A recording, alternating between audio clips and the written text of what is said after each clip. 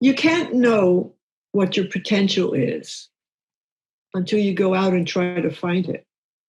Really. I mean, I when I was growing up and into adulthood, until I lived in California, until I had babies, I quote unquote knew that I could never run or run distance, never do anything sustained and strenuous because I grew up in a house completely filled with cigar and cigarette smoke all the time. And I lived there for 25 years.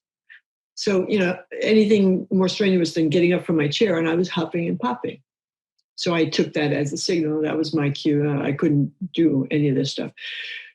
But then I tried it. My kids inspired me. My first run, you guys have to read the story of my very first run and that was with Alex, and 6 miles. Oh, I still can't believe that. But so I tried it, and the key is baby steps, little baby steps. And with each baby step, I saw that I could take another. And Alex is an expert in this. Among many other things, he's an expert in this.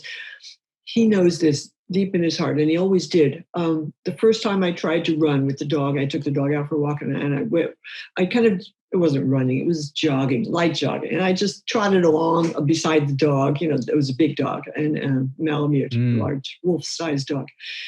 And so I trotted along, and then I got home, I discovered we'd gone a whole mile. To me, this was unthinkable.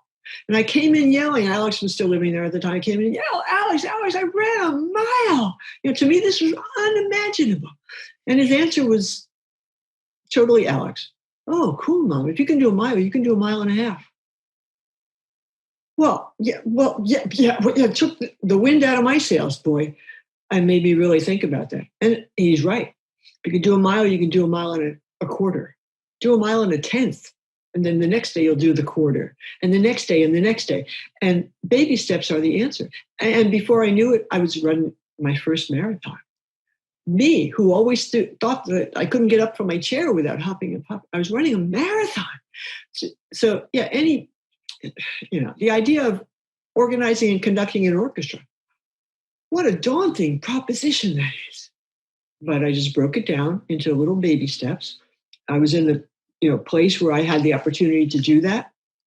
I wound up conducting my own orchestra for 4 years, and they're still out there playing. I moved away, but if you can, basically the message is, if you can dream it, you can do it. And the key is baby steps. That's my thing. Keep moving forward and that's my message. And keep climbing.